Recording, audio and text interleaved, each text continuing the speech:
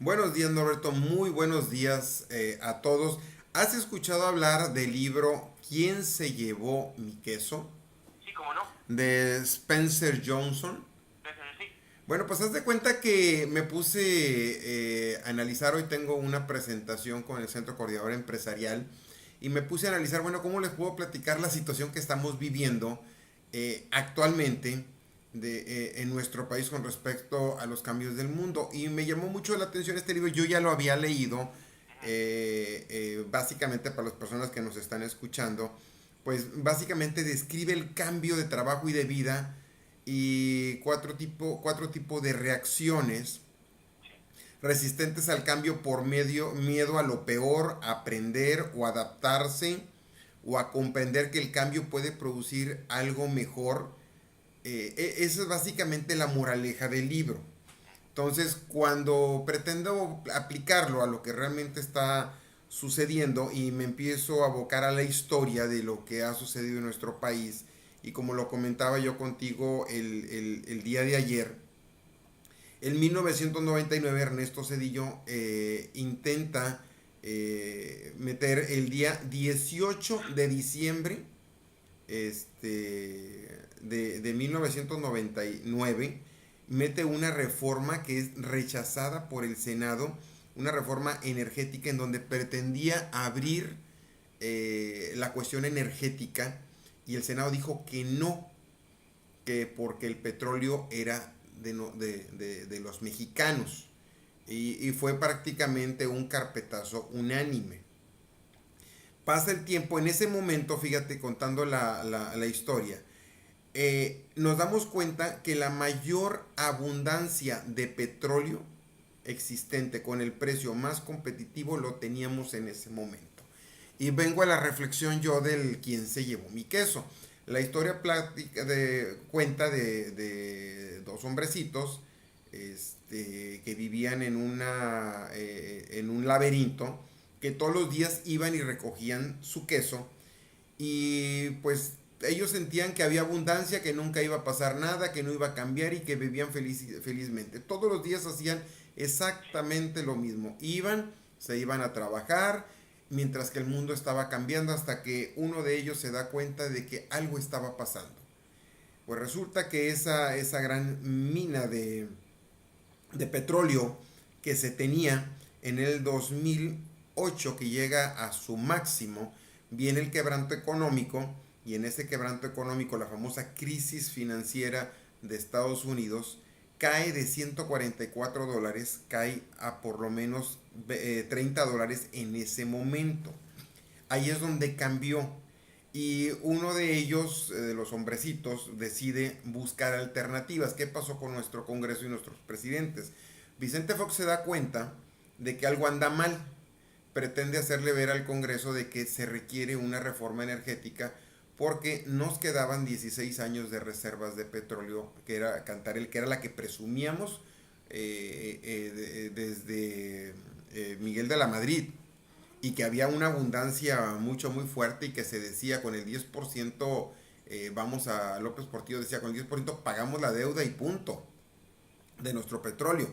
Pero nuevamente se le da un carpetazo y decimos no. ¿Por qué? Porque decíamos que el petróleo es de los mexicanos y que ahí estaba la O- situación.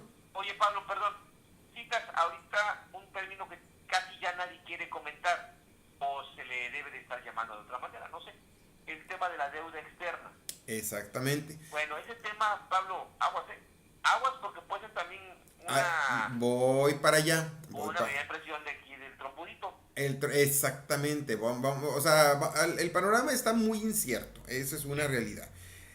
Continúa este melodrama, siguen visitando ahora sí que las plataformas petroleras y ahora se dan cuenta de que las bases petroleras pues no están en mejores condiciones, empieza una apertura energética, Felipe Calderón se da cuenta de que pues China, Estados Unidos con la baja de la tasa de interés empieza a incrementarse el consumo de Estados Unidos por precios bajos, aprovechando el precio bajo de China y el mercado voltea a ver prácticamente productos de muy bajo costo.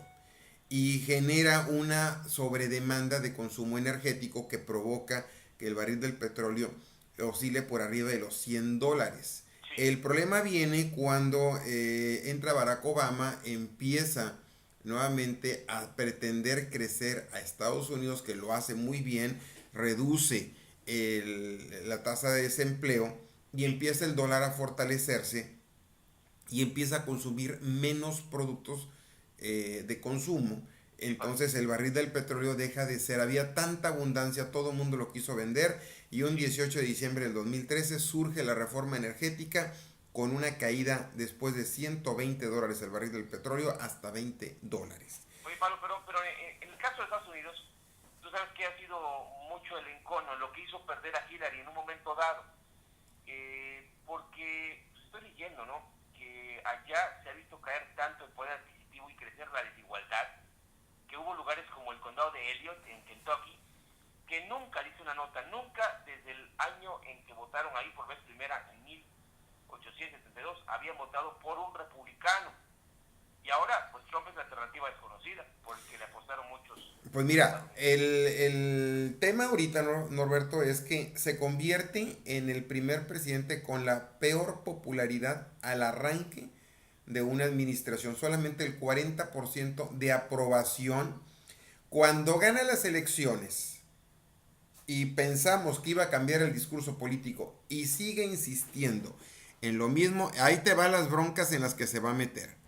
Primero, contra México no ha dejado de hablar del Tratado de Libre Comercio, de la política migratoria y del muro.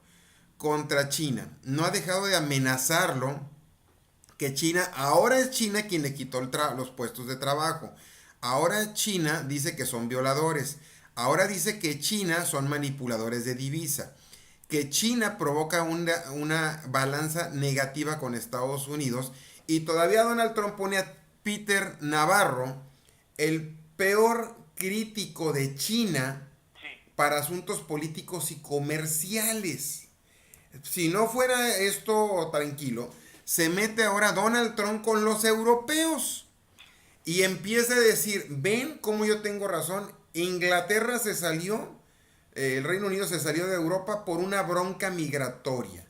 Empiezan los ataques a Europa, se empieza a meter con las elecciones de Francia y se empieza a meter con las elecciones de Alemania, empieza a criticar a la OTAN y lo peor del caso, empiezan los candidatos populistas como él a resurgir en toda Europa. Imagínate un país gobernado por pericos.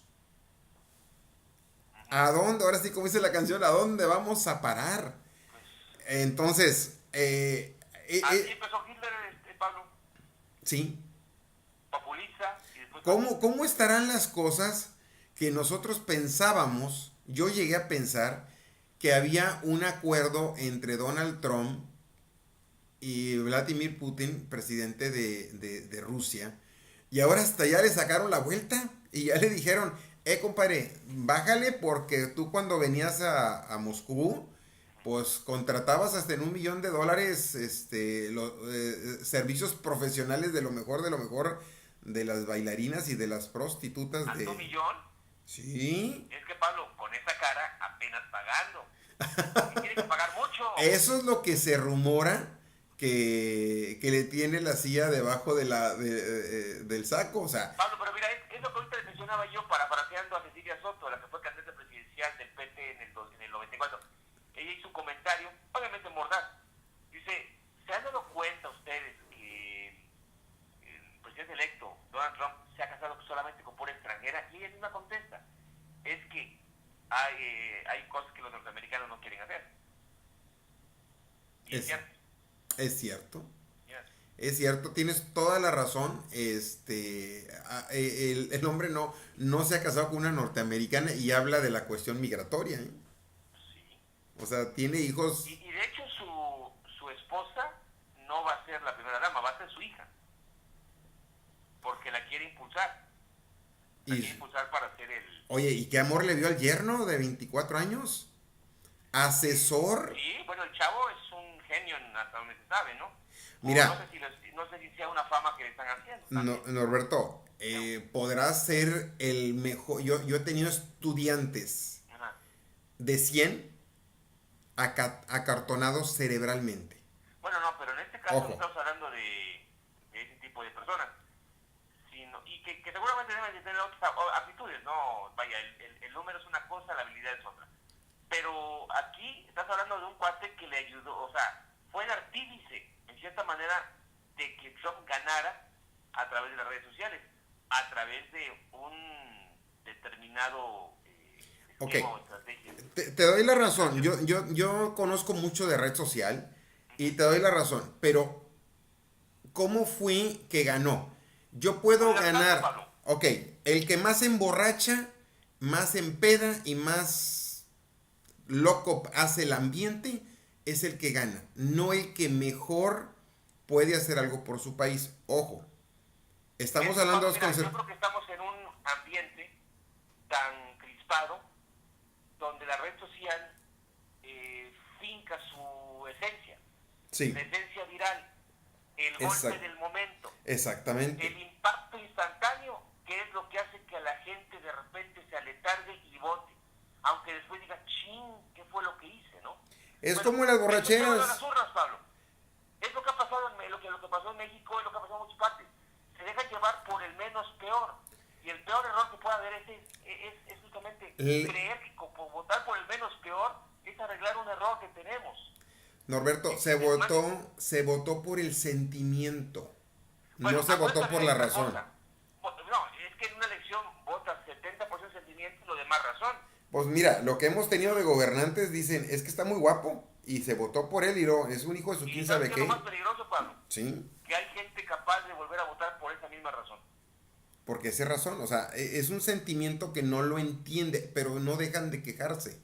Por No mona, hemos mata tenido, urna. no hemos tenido la educación política ni la madurez política para razonar en forma, no por el, yo voté por el color o voté por, no, sino por la persona, por la propuesta, por la seriedad, por la antigüedad.